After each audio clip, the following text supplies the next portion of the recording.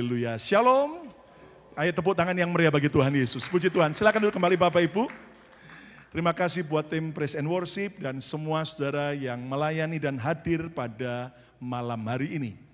Saudara sekalian, tahun ini dengan jelas Tuhan memberikan tema kepada kita, The Year of Revival. Ucapkan bersama saya, Revival.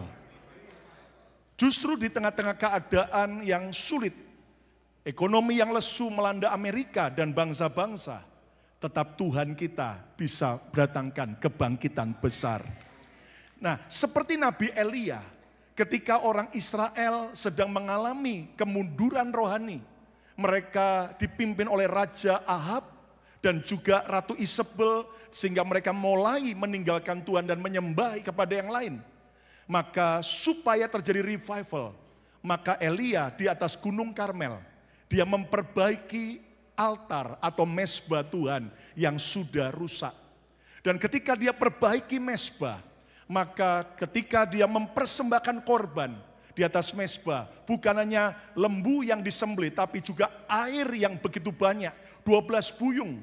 Dan Anda tahu waktu itu 3,5 tahun lebih tidak turun hujan, berarti air sesuatu yang langka dan mahal, precious sekali. Tetapi dia persembahkan kepada Tuhan di atas mezbah. Lalu Elia berdoa, maka api dari Tuhan turun menyambar habis semua. Dan disitulah orang Israel, mereka berkata, Tuhan dialah Allah, Tuhan dialah Allah. Dan mereka kembali kepada Tuhan. Itulah kebangkitan yang besar. Yang percaya katakan amin. Nah, jadi saudara sekalian, supaya kita bisa alami kebangkitan yang besar, baik dalam pernikahan Anda, baik dalam kesehatan, dalam kerohanian, baik juga di dalam saudaraku pekerjaan ekonomi saudara, kita harus kembali membangun altar atau mezbah. Subtema kita bulan ini adalah build up your altar. Bangun kembali mezbah saudara. Nah, Abraham, saudaraku, adalah seorang yang terkenal sebagai pembangun mezbah bagi Tuhan. Beberapa kali Alkitab mencatat bahwa Abraham itu mendirikan mezbah bagi Tuhan. Di antara apa yang tercatat di Alkitab, tentunya juga ada mezbah-mezbah yang Abraham dirikan yang tidak sempat dicatat oleh Alkitab. Namun ada satu mezbah bagi Tuhan dalam hidup Abraham yang paling dikenal dan diingat orang adalah saat Tuhan membawa dia untuk pergi ke Gunung Muria dan mempersembahkan Ishak, anak yang sangat dia cintai, di atas mezbah Tuhan. Lihat gambar itu, lihat bagaimana Abraham, saudaraku, akhirnya dia begitu, saudaraku, taat kepada Tuhan, dia rela untuk mempersembahkan Ishak, anak yang sudah lama ditunggu. 25 tahun lebih dia menunggu kelahiran anak ini. Bahkan sekarang setelah Ishak belasan tahun, bahkan ada yang menafsirkan usia 30 tahunan seperti Yesus waktu mau disalib. Apa yang terjadi saudaraku? Lihat langsung dalam Kejadian 22 ayat 10 sampai ayat 12. Alkitab berkata, sesudah itu Abraham mengulurkan tangannya, lalu mengambil pisau untuk menyembelih anaknya Ishak. Abraham bukan bermain drama. Abraham tidak mendapat skrip bocoran apa yang akan terjadi berikutnya. Jadi betul-betul Abraham, saudaraku, dia tidak tahu. Tetapi yang yakin dia rela mempersembahkan Ishak di atas mezbah. Ayat 11. Tetapi berserulah malaikat Tuhan dari langit kepadanya. Abraham, Abraham, sautnya, ya Tuhan. Ayat 12, mari kita akan baca bersama-sama. Semua baca yuk, 2, 3. Lalu ia berfirman, jangan bunuh anak itu, dan jangan kau apa-apakan dia. Sebab telah ku ketahui sekarang, bahwa engkau takut akan Allah, dan engkau tidak segan-segan untuk menyerahkan anakmu yang tunggal kepadaku. Sebelumnya Tuhan belum tahu persis benar-benar apa yang menjadi isi hati Abraham. Tetapi sejak Abraham rela mempersembahkan Ishak, Tuhan berkata, sebab telah ku ketahui sekarang. Tuhan juga sedang menguji kita. Tuhan ingin mengetahui apa yang ada di dasar hati dan iman kita. Tahukah Anda, mezbah tidak lepas dari korban bagi Tuhan. Mezbah identik dengan korban. Katakan bersama saya, mezbah adalah korban. 2, 3. Nah, dalam Kejadian 22 ini, di ayat pertama dimulai bahwa Allah mencobai Abraham. Allah menguji Abraham. Ternyata Abraham diuji Tuhan justru di atas mezbah Tuhan. Demikian juga kita hari ini. Saudara, beberapa hari kemarin yang di New York, di Philadelphia, sejak Selasa sore kita kebagian asap karena kebakaran hutan yang ada di Kanada. Dan lihat bagaimana api menjilat habis pohon-pohonan yang ada di hutan di daerah itu, saudaraku. Nah, saudaraku, saya ingat tiba-tiba bahwa Paulus sudah mengingatkan, satu kali kelak setiap iman orang percaya akan diuji oleh api. Apakah kita membangun iman kita, dasar iman percaya kita di atas kayu? Apakah dengan rumput dan jerami? Ataukah dengan emas, perak, dan batu permata? Sekali kelak api akan menyambar dan akan membuktikan kualitas iman kita. Kalau kita membangun iman kita selama ini dengan Tuhan hanya dari kayu, rumput kering, dan jerami, kena api habis seperti hutan di Kanada. Namun ketika emas kena api, makin murni, batu permata dan perak. Saudara sekalian, hari ini Tuhan sedang banyak menguji anak-anaknya di atas mezbah. Itu sebabnya, saudaraku, tidak heran beberapa orang bilang begini, ini sekarang saya lagi hadapi masalah yang terberat dalam hidup saya. Beberapa anak Tuhan berkata, Pastor Lukas, dulu waktu saya belum sungguh-sungguh sama Tuhan, saya hidupnya biasa-biasa. Sekarang setelah saya sungguh-sungguh sama Tuhan, makin cinta Tuhan, kok malah mengalami banyak persoalan yang berat. Saudara, kami di Philadelphia, saya mendampingi beberapa jemaat yang pengurus juga yang lagi lewati yang namanya ujian, saudaraku. Dan saudara, ada satu keluarga yang melayani setia, saudaraku. Mereka aktif sekali, tapi ternyata tiba-tiba mobil Mercy-nya hilang karena dicuri. Dan Anda bisa bayangin, saudaraku, itu karena ada sindikat. Padahal parkirnya dia kerja di airport Philadelphia. Waktu masuk ada kameranya, waktu keluar sudah nggak ada, saudaraku. Dan Anda tahu, saudaraku, akhirnya mereka panik. Apa yang salah? Kami sudah taat sama Tuhan, kok malah mobil yang paling berharga hilang? Saya berkata, kalian sedang lewati ujian. Ada juga seorang pelayan Tuhan yang cinta Tuhan, aktif melayani, tiba-tiba terdiagnosa sakit yang cukup parah sekali. Ada juga yang mengalami kelesuan ekonomi, bahkan pekerjaan yang mungkin bahkan merosot, atau juga ada, saudaraku, yang akhirnya mengalami masalah keluarga. Hari ini dengar baik-baik, jika engkau sedang lewati masa sulit, engkau sedang ada dalam ujian di atas mezbah Tuhan. Abraham harus rela mempersembahkan apa yang paling dia cintai di atas mezbah Tuhan. Tema khotbah saya hari ini adalah ujian dan kemuliaan di atas mezbah Tuhan. Ayo ucapkan bersama saya, ujian dan kemuliaan. 2, 3. Kurang keras. 2, 3. Saudara, jangan takut. Kalau engkau di atas mezbah Tuhan, ketika engkau makin sungguh-sungguh sama Tuhan, sedang lewati ujian api. Tapi percayalah, ketika kita lulus di Abraham, di baliknya ada kemuliaan besar. Yang percaya tepuk tangan yang meriah bagi Tuhan Yesus. Kerelaan Abraham mempersembahkan Ishak kepada Tuhan, merupakan gambaran kerelaan yang harus juga kita miliki. Ketika Tuhan minta Ishak dalam hidup kita. Dan lihat bagaimana akhirnya ketika Abraham rela, justru dia tidak kehilangan. Tuhan sudah siapkan domba pengganti. Dan itulah gambaran pengorbanan Kristus di kayu salib. Pertanyaannya, mengapa justru di atas mezbah Tuhan kita diuji? Kenapa anak-anak Tuhan, hamba-hamba Tuhan hari-hari ini justru waktu setia melayani, setia ibadah, dekat sama Tuhan, semangat, kok malah ngalami goncangan? Anda harus tahu ada maksud Tuhan. Apapun yang terjadi, pasti ada maksud Tuhan. Ada tujuan Tuhan. Katakan amin. Ucapkan bersama saya, semua pasti ada maksud Tuhan. 2, 3. Lebih keras lagi, 2, 3. Nah, kita akan belajar ada 3 tujuan ujian di atas mezbah Tuhan. Untuk apa? Tujuan yang pertama, kenali siapa Tuhanmu. Know who your God is. Kenali siapa Tuhanmu. Abraham sebelum dia persembahkan Ishak, dia sudah kenal Tuhan. Tapi ternyata setelah dia melewati mezbah di atas Gunung Moria, setelah dia rela mempersembahkan Ishak yang dia cintai, dia semakin kenal siapa Tuhan. Dan untuk pertama kalinya Abraham kenal God, you are Jehovah Jireh. Tuhan, Engkau yang mencukupkan dan menyediakan segala keperluan kita. Tepuk tangan yang meriah bagi Tuhan Yesus. Kita harus semakin kenal Tuhan.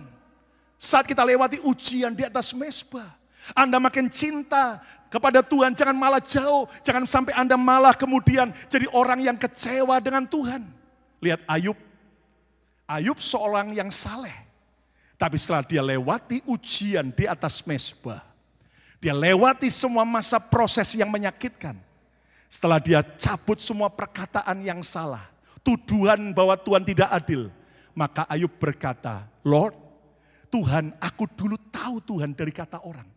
Namun sekarang mataku sendiri memandang kepada Tuhan. Saudara, Tuhan mau agar saudara kenal betul siapa Tuhanmu. Ternyata Tuhan adalah sang pemberi. Dia bukan Tuhan yang pelit. Lihat kanan kiri sebentar, Tuhan gak pelit kayak kamu, bilang saudara. Amin saudara. Tuhan itu murah hati. Kata bersama saya, Tuhan murah hati.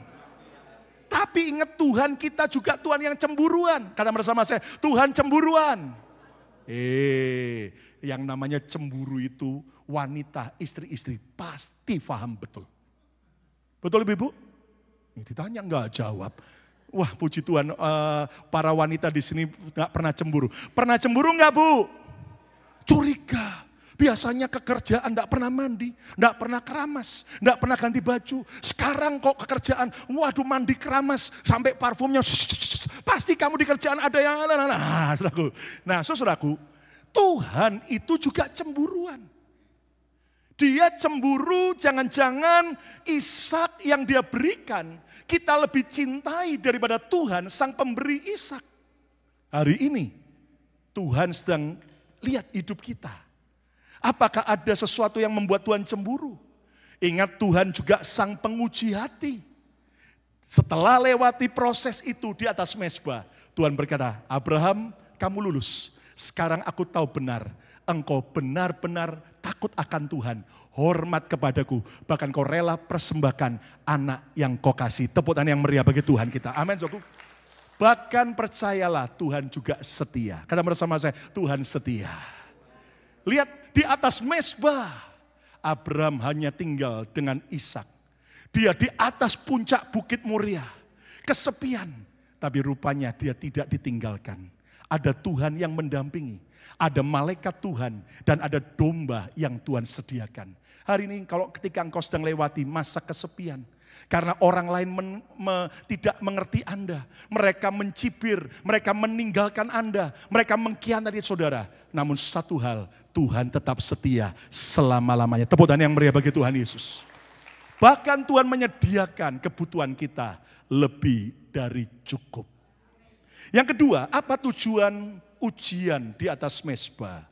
Kenali siapa Ishakmu. Know who is your Isaac is. Saudara, Ishak gambaran apa yang paling kita cintai? Ishak gambaran apa yang paling kita banggakan? Mungkin ada istri yang sudah menjadikan suamimu sebagai Ishak. Aduh suamiku, memang suami yang berwibawa. Bawa mobil, bawa dompet ya, bawa kredit card. Pokoknya suamiku adalah idolaku. Hati-hati Bu, Tuhan itu cemburuan. Mungkin Ishak kita hari ini adalah harta saudara, kekayaan Anda. Mungkin Ishak saudara adalah pekerjaanmu. Atau sebagian orang Ishaknya adalah egonya. Yang namanya gengsi, harga diri, gak boleh tersinggung sedikit pun. Kalau sampai ada orang menyinggung harga dirinya, dia akan balas, dia akan benci, dan dia tidak mau ampuni. Mungkin Ishakmu adalah dosa yang selama ini kau sembunyikan. Dan ketika Tuhan minta, masih kau tidak rela lepaskan dosa. Mungkin Ishakmu adalah orang-orang yang kau cintai. Atau mungkin Ishak saudara adalah hobi saudara. Setiap kita boleh punya hobi. Namun kalau hobimu lebih kau cintai daripada Tuhan. Ada pendeta gara-gara hobi pelihara burung dan anjing sampai malas melayani. Itu sudah jadi Ishak, saudara. Nah, hati-hati saudara ya. Ada orang hobinya nonton drama Korea terus, saudara. Bukan berarti nggak boleh, saudaraku. Anda boleh makan kimchi, tapi jangan sampai terikat dan jangan sampai drama Korea jadi berhala Anda. Katakan amin. Loh, Cik kok enggak kebaktian? Sorry, ini lagi seru filmnya. Nah, hati-hati, saudara. Ya, atau bahkan lagi di gereja sambil lihat pendeta tapi di bawah lihat Netflix, hati-hati saudara ya. Tuhan tahu persis saudara. Atau mungkin impianmu adalah Ishak saudara. Atau bahkan bagi beberapa orang pelayanan kita jadi Ishak kita. Hari ini relakah Anda menyerahkan Ishak untuk hanya menjadikan Tuhan sebagai yang paling kita cintai? Tepuk tangan yang meriah bagi Tuhan Yesus. Saudara, dalam hidup saya ada banyak Ishak-Ishak yang akhirnya Tuhan minta untuk saya lepaskan. Jujur secara manusia saya nggak mau jadi pendeta. Saya lebih baik dalam bidang sekuler sambil pelayanan, enak. Melayani diberi amplop, saya balikkan, saya tambahin amplop. Dan tidak pernah namanya bingung dengan yang namanya saudaraku omongan orang. Tapi ketika Tuhan berkata di puncak kerjaan saya yang baik tahun 97, sekarang waktunya kamu lepas semua. Saudara, saya bilang Tuhan, aku hanya minta tanda dari Engkau. Kalau memang itu panggilanmu. Satu hal Tuhan, aku enggak mau jadi pendeta yang minta-minta. Terlalu banyak pendeta yang cuma ngemis. Doa di telinga orang malu-maluin Tuhan. Kalau menyembah dan melayani Tuhan yang hidup. Kalau memang Kau Tuhan mau pelihara aku. Buktikan keajaibanmu. Saudara, saya berkata, bilang Tuhan, Tuhan aku siap persembahkan. Dan begitu tahun 97, saya serahkan hidup saya melayani Tuhan sepenuh waktu. Ternyata gaji saya, waktu saya diutus ke Makassar untuk mengembalakan gereja di sana. Saya kaget, syok awalnya. Gaji saya sebagai hamba Tuhan full time, tidak lebih dari 20% daripada gaji saya waktu kerja secara sekuler. Pertanyaannya apakah saya kecewa? Apakah saya menyesal jadi hamba Tuhan? Tidak, karena saya tahu ketika kita rela persembahkan Ishak, Tuhan tidak pernah berutang. Sampai hari ini Tuhan pelihara dengan cara yang ajaib. Saudara, tadi pagi di Bethany Miracle Center Philadelphia, kami kedatangan Pak Dhani Moyal. Dia orang Yahudi asli. Saudaraku, nenek moyangnya sempat, saudaraku, lama ketika Israel dalam keadaan, saudaraku, tidak jadi negara. Karena, saudaraku, dikuasai oleh berbagai negara. Maka nenek moyangnya orang Yahudi itu banyak nyebar ke Spain, ya, ke Spanyol. Namun satu saat Raja Spanyol mengeluarkan peraturan, siapapun yang tinggal di Spanyol harus jadi Katolik. Maka orang-orang Yahudi yang tinggal di sana sebagian, ada yang mau jadi Katolik, sebagian akhirnya keluar dari Spain. Dan nenek moyang Pak Dhani Moyal ini, mereka pindah ke Maruku, saudaraku, di Timur Tengah. Dan di sana cukup banyak orang Yahudi sampai hari ini. Namun tahun 1950, sejak kemerdekaan Israel tahun 1948, akhirnya mereka sekeluarga balik masuk ke Israel. Tahun 82 Pak Dhani jadi tentara Israel dan dia sempat ikut dalam perang membela Israel melawan Lebanon. Dan saudaraku, akhirnya Pak Dhani setelah dia selesai dari militer, dia jadi seorang tour guide senior yang sampai hari ini sudah ribuan orang Indonesia yang dia bawa, juga berbagai bangsa. Dan Anda tahu saudaraku, yang menarik orang ini saudaraku, seorang yang saudaraku ternyata punya beberapa anak dan salah satu anaknya perempuan nikah dengan seorang suku Lewi. Jadi cucunya tiga-tiga itu last name-nya semua Levi atau Lewi. Dan semua karena kebaikan Tuhan, anak cucunya itu jadi orang-orang keturunan Lewi. Lalu kemudian tadi pagi saya tanya tentang masa lalunya dan apa yang dikerjakan. Dia bisa bahasa Indonesia, saudaraku. Ya, dia belajar Ibrani fasih, Arab fasih, saudaraku. Lalu kemudian Indonesia, Inggris dan sebagainya. Lalu ya, saya tanya, Pak Dhani, hari-hari ini terakhir gereja di Indonesia heboh karena ada seorang hamba Tuhan dengan latar belakang tembok ratapan. Lalu dia bilang begini, kalian jangan mau dibodohi gereja. Sekarang ini orang-orang Israel sudah tidak lagi memberi perpuluhan. Coba kalau nggak percaya tanya sama rabi-rabi yang ada di Yerusalem. Mereka sudah lama tidak memberi perpuluhan lagi. Karena dua alasan. Yang pertama adalah karena alasan, saudaraku, yaitu bait suci yang didirikan di Yerusalem sudah runtuh dan sekarang diganti jadi kubah emas. Lalu kemudian yang kedua, karena keturunan Lewi yang asli sudah tidak jelas. Jadi jangan mau dibodohi. Kalau gereja ngajar perpuluhan, itu katanya sesuatu yang tidak benar. Dan Anda tahu, saudaraku, akhirnya saya waktu lihat itu, saudaraku, saya penasaran. Akhirnya saya sempat buat vlog dan cukup viral. Saya katakan sekalipun orang Yahudi sudah tidak memberi perpuluhan lagi. Ingat, patokan kita bukanlah orang Yahudi. Patokan iman Kristen kita adalah apa yang Yesus katakan dan ajarkan. Katakan amin. Yesus tidak menentang perpuluhan. Tepuk tangan yang meriah bagi Tuhan Yesus. Amin.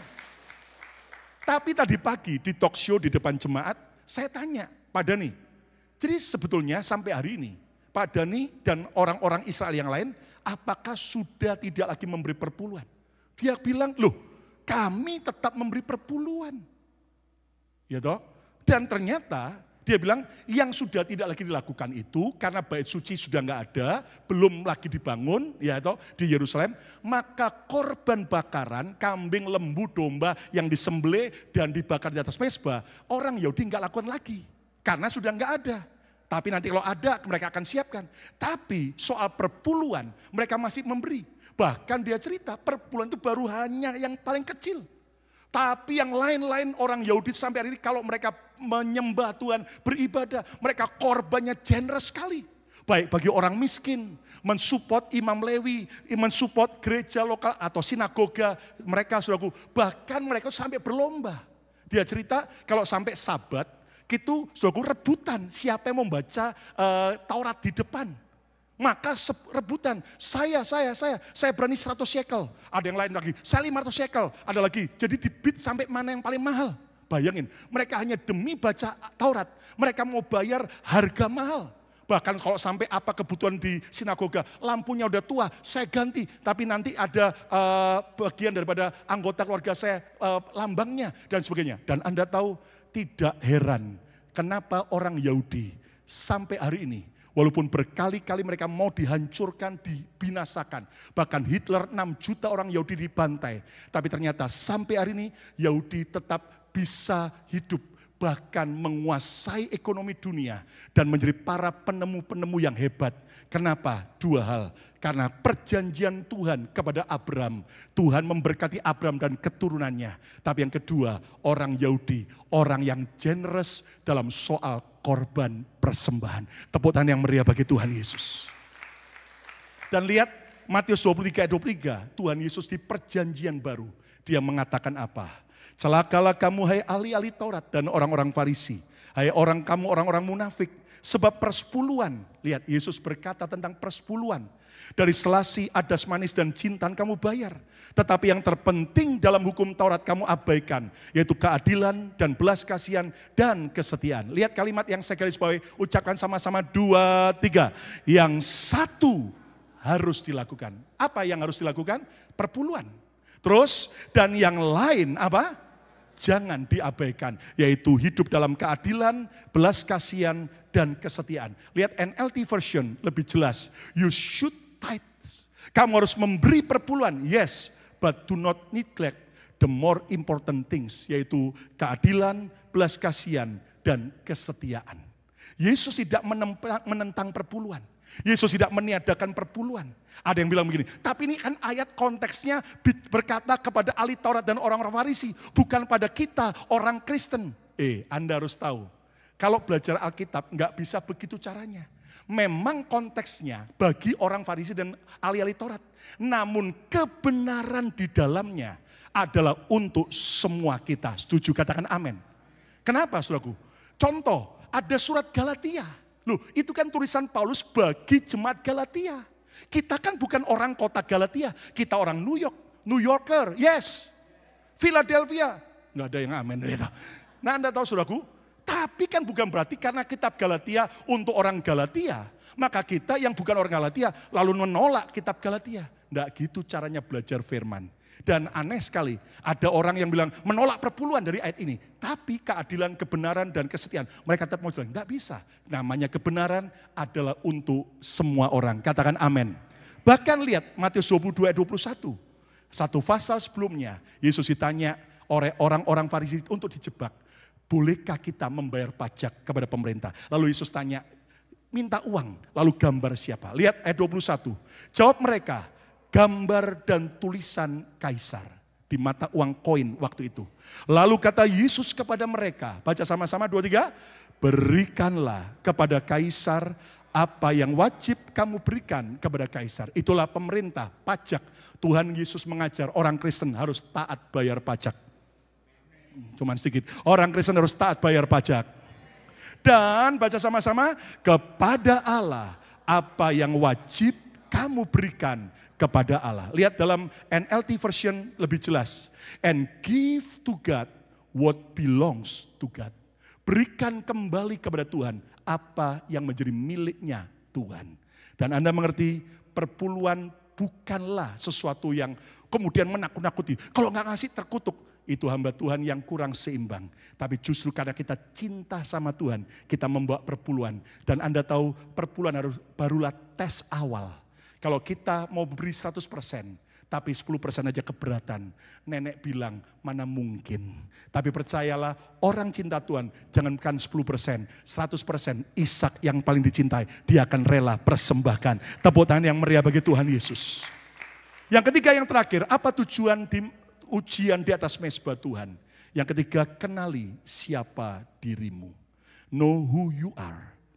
Tadinya Abraham belum sadar siapa dirinya sesungguhnya. Tapi setelah dia lewati mezbah di atas Gunung Muria, dia mulai sadar siapa dirinya.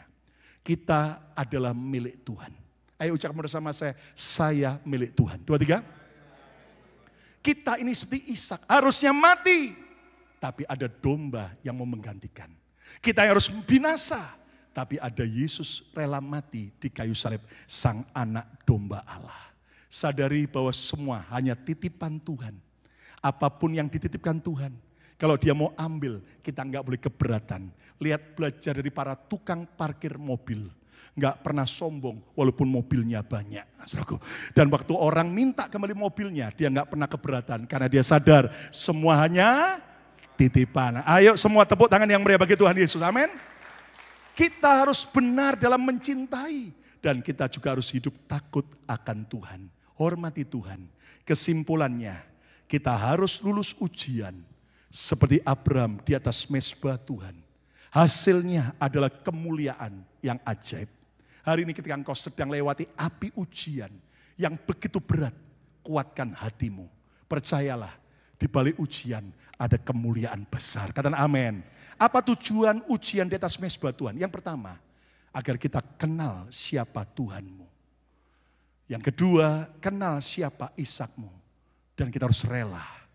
Kalau itu adalah pacar kita yang benar-benar membuat kita jauh dari Tuhan. Dan kalau Tuhan berkata, lepaskan. Kenapa kita keberatan? Dan yang ketiga, kenali siapa dirimu. Dan saudaraku, saya yakin ketika kita lulus, maka Tuhan akan nyatakan dirinya sebagai Jehovah Jireh. Sebelum Abraham rela mempersembahkan Ishak, Abraham belum pernah dapat pemahaman tentang Tuhan, Sang Jehovah Jireh. Percaya, setelah kau lewati proses dan kau persembahkan Ishak-Ishakmu yang kau cintai, mungkin itu dosa kita yang selama kita sembunyikan, maka kau akan lihat Tuhan tidak pernah berhutang. Dia Tuhan yang setia. Tepuk tangan yang meriah bagi Tuhan Yesus. Dan hari ini kita bersuka cita ketika saya khotbah tentang Abraham. Hari ini di tengah kita ada seorang hamba Tuhan senior bernama Pak Pastor Abraham Kontrasupit. Kita sambut tepuk tangan yang meriah bagi Tuhan. Pak Abraham, silakan maju ke depan. Ya, Pak Abraham ini mewakili Abraham, papanya Ishak, saudara kita. Dan kita akan tanya jawab. Beliau adalah seorang senior pastor daripada GBI Viva Jakarta yang berkembang luar biasa. Kita tepuk tangan yang meriah bagi Tuhan Yesus. Ya. Dan kalau Anda tahu ada beberapa hamba Tuhan di Indonesia, ada Pastor Joshua Supit, ada juga Pastor Paulus Supit, dan juga Edward Supit, itu adalah anak-anak beliau. Dan juga ada orang yang menjadi salah satu penasihat Presiden Jokowi, adalah anak beliau. Siapa namanya Pak? Bukan Lukas Kusuma ya, bukan ya. Nah, Pak Abraham, saya mau tanya nih Pak, apa latar belakang Pak Abraham sebelum jadi hamba Tuhan? Sebelumnya saya sebagai seorang businessman yang ya ada di marketplace, dan itu yang saya lakukan, kerjakan. Tapi pada waktunya Tuhan memanggil saya dengan cara yang heran, luar biasa, ajaib. Dan saya menyerahkan kehidupan saya bagi kemuliaan nama Tuhan. Dan sampai hari ini, kalau saya bisa berdiri ada di depan kekasih Tuhan, depan jemaat Tuhan, depan hamba-hamba Tuhan, ini hanya karena kemurahan kasih anugerah berkat Tuhan. Sebab saya tahu saya tidak layak, saya tidak pantas. Tapi bagi Tuhan tidak ada perkara mustahil. Wow, tepuk tangan yang meriah bagi Tuhan Yesus. Nah, Pak Abraham, kita kan yang lebih muda-muda ini mau belajar dari pengalaman, dari yang lebih senior. Nah, apa yang membuat Pak Abraham rela menyerahkan diri untuk jadi hamba Tuhan? Kisahnya gimana Pak? Ya, saya memang sempat ditegur oleh Tuhan, sebab Wahyu 3 ayat 19, anak yang kukasihi kutegur dan kuhajar. Tidak lain tidak bukan untuk berbalik dari kesalahan, kejahatan dan dosa, dan Tuhan ingin pulihkan. Karena Tuhan yang memanggil, Tuhan yang memilih, Tuhan menetapkan. Kita semua ada di tempat ini, adalah Tuhan panggil, pilih, dan tetapkan Anda untuk menerima keselamatan, diampuni, dikuduskan, dilayakkan. Tapi tidak hanya berhenti sampai situ, tapi Tuhan tetap mau pakai kita dimanapun kita berada untuk kemuliaan nama Tuhan. Dan itu caranya juga Tuhan memanggil saya. Ya, tahun berapa itu Pak akhirnya mulai menyerahkan diri jadi hamba Tuhan? Saya memberikan komitmen menjadi anak Tuhan tahun 88. 88 jadi anak Tuhan, lahir baru. Masuk dalam pelayanan tahun 92. Wow, 92. Sampai hari ini masih tetap melayani dengan setia. Oleh karena kemurahan kalau Tuhan, di Jakarta setiap hari Minggu berapa tempat ibadah yang harus ditangani Pak, dilayani? Saya kalau dari pagi biasanya jam 4, jam 5 udah siap. Dan terus sampai ibadah terakhir untuk di beberapa tempat yang Tuhan titipkan dan percayakan. Sebab gereja adalah tetap gereja Tuhan. Tuhan Yesus adalah kepala gereja. Kami hanya sebagai unsur pekerja yang Tuhan titipkan dan percayakan untuk mengembalakan jemaat Tuhan di beberapa tempat. Jadi semua itu juga titipan Tuhan yang Tuhan titipkan, percayakan. Dan saya lakukan sebaik mungkin yang dapat saya lakukan. Sebab Kolose 3:23 berkata, apapun yang kita lakukan, kerjakan, kita pikirkan, kita dambakan, kita rindukan, kita rancangan, rencanakan. Apapun, memang itu semua tersirat, goalnya tidak lain tidak bukan hanya bagi kemuliaan nama Tuhan. Dan itu yang saya lakukan. Tepuk tangan yang meriah bagi Tuhan Yesus.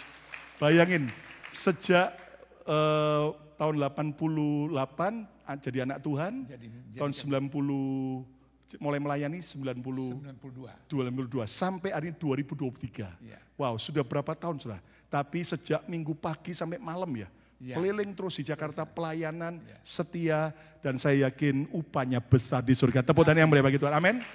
Nah, Pak Abraham boleh tanya enggak, usia Bapak sekarang berapa Pak? Baru 77 tahun. Wah, 77 ya. Ya, saya sih enggak jauh beda ya, enggak jauh beda. Saya 17 tahun Pak.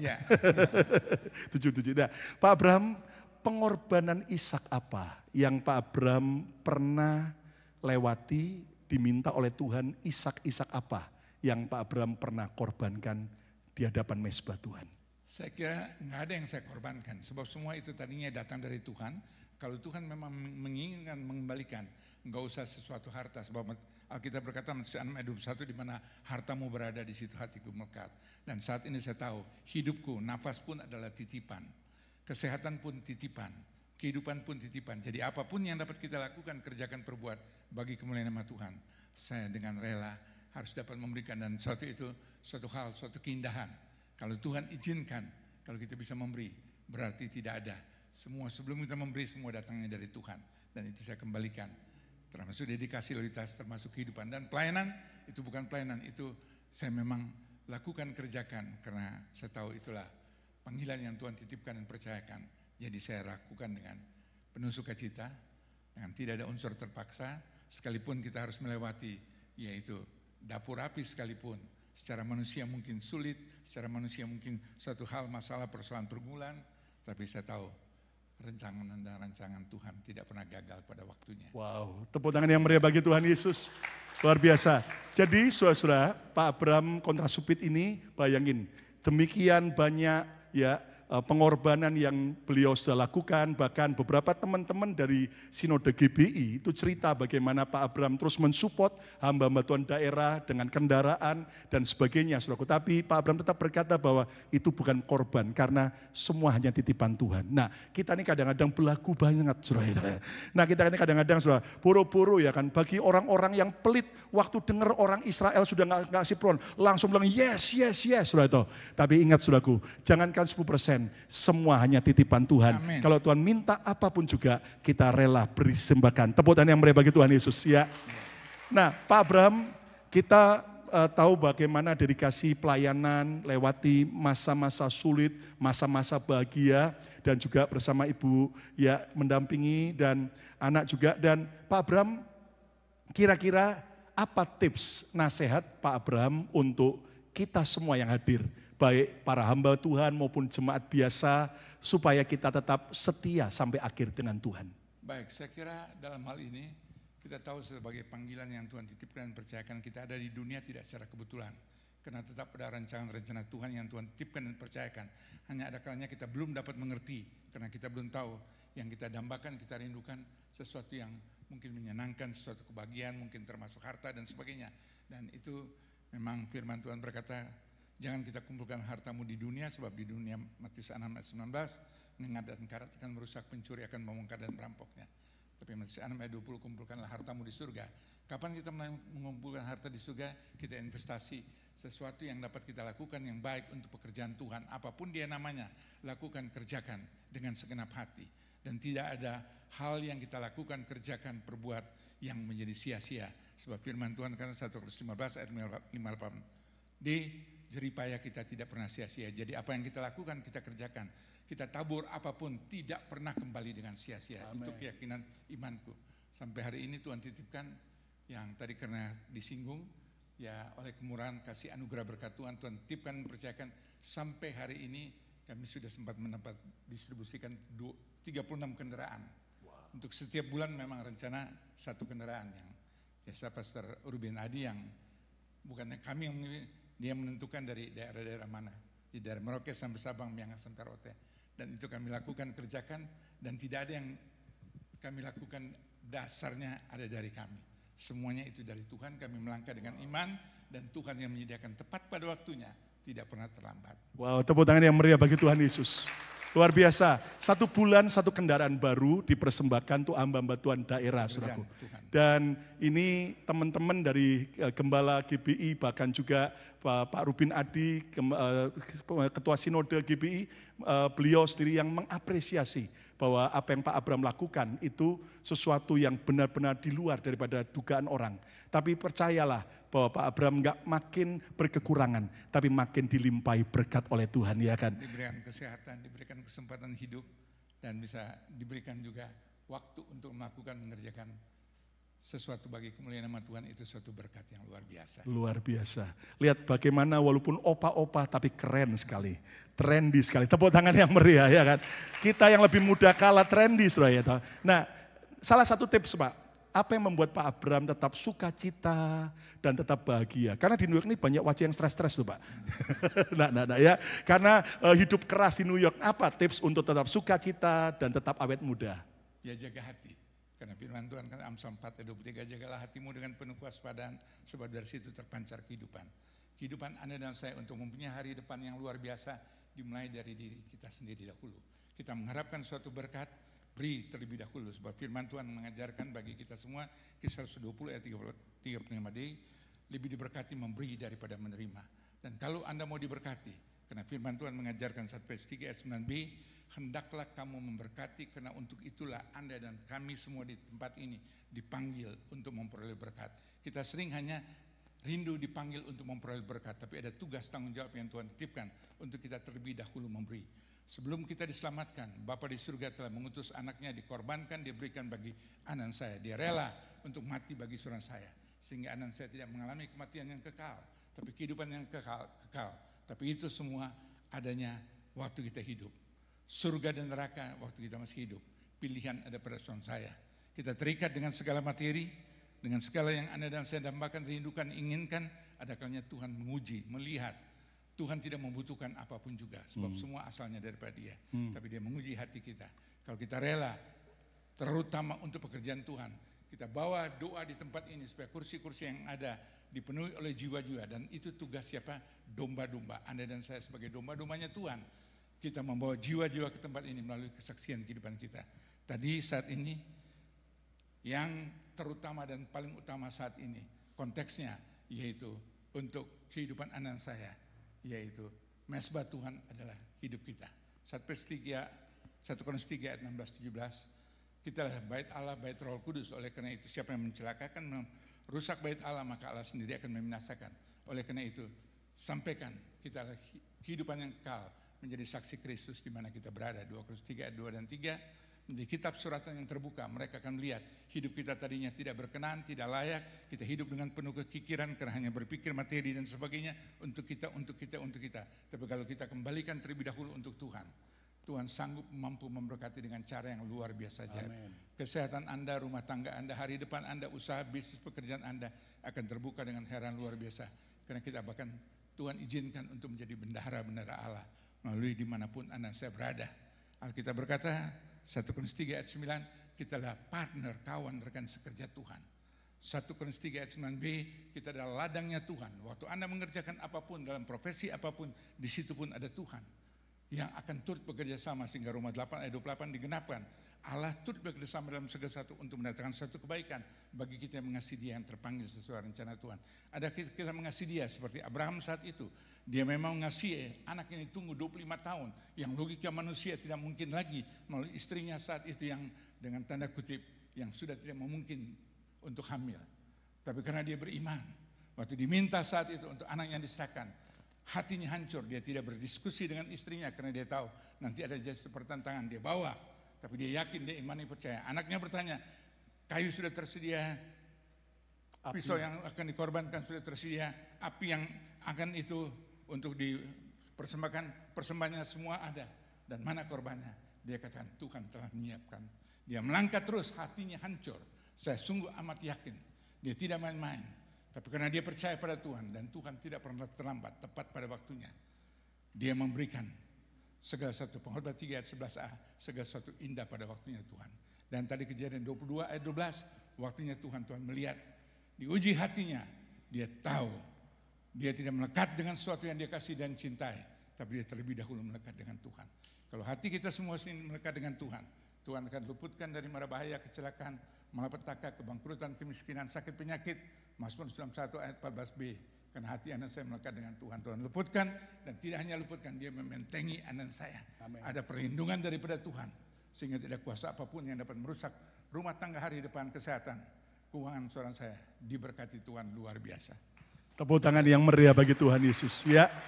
Jadi jaga hati, ya, jaga hati. Kalau ada yang buat gara-gara, jaga hati, ya kan? Nggak perlu dendam, nggak perlu marah, ampuni saja. Amin. Yang waras apa? Ngalah. Ayo bilang katakan yang waras ngalah, ya kan? Apalagi menjelang masuk musim panas di New York, di Philadelphia, nanti Agustus bisa 110, 120 ya kan, ya. 105 ya, kadang-kadang bisa buat tensi naik, tapi tetap berkata jaga hati dan cintai Tuhan. Dan Pak Abraham, kita percaya bahwa sesuai dengan nama Abraham, ada berkat Abraham, Ishak dan Yakub. Dan kita akan minta Pak Abraham mendoakan untuk setiap kita, Gereja BMC Philadelphia, Colorado, New York juga, dan ada Pastor Yongki, Pak Abraham bisa doakan. Para pemain musik silakan maju ke depan lagi. Yuk kita berdiri bersama-sama dan Pak Abraham akan berdoa bagi kita. Setelah itu kita akan naikkan pujian bagi Tuhan, anugerah-Mu, penyertaan-Mu Tuhan. Terima kasih Tuhan. Mari Pak Abraham. Nyanyi dulu ya, oke, penyertaan-Mu. Saudara, hari ini belajar untuk lulus dari setiap ujian. Jangan pernah kecewa dan marah kepada Tuhan. Tetapi justru kita harus kenali siapa Tuhan kita.